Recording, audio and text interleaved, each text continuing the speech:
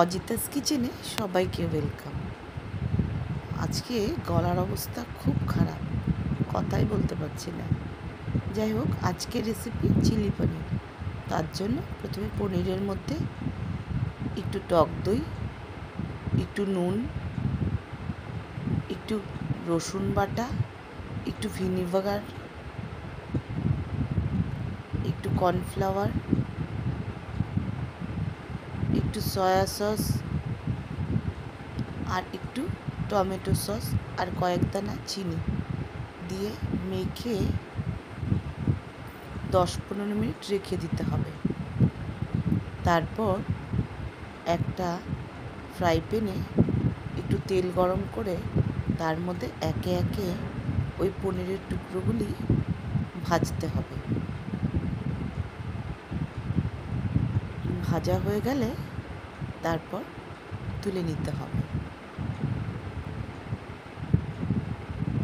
গলার অবস্থা খুবই খারাপ।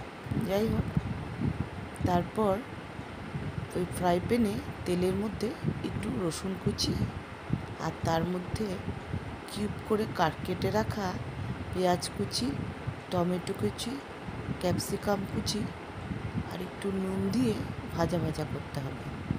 তারপর তার মধ্যে আবার গোলমরিচের গুঁড়ো,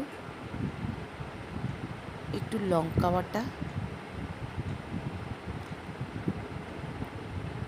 একটু ঢাকা দিয়ে একটু লঙ্কা বাটা আর একটু সোয়া সস আর টমেটো সস দিয়ে একটু নাড়ানাড়ি করে তার মধ্যে একটু কর্নফ্লাওয়ার জলের মধ্যে গুলে দিয়ে দিতে হবে। তারপর যখন ঝোলটা ফুটে উঠবে তখন তার মধ্যে ভেজে রাখা ওই পনিরের টুকরোগুলি দিয়ে কিছুক্ষণ ফুটিয়ে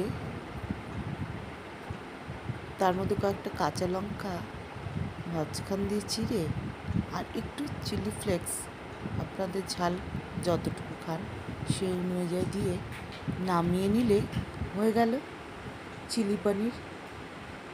রুটি কিংবা ফ্রাইড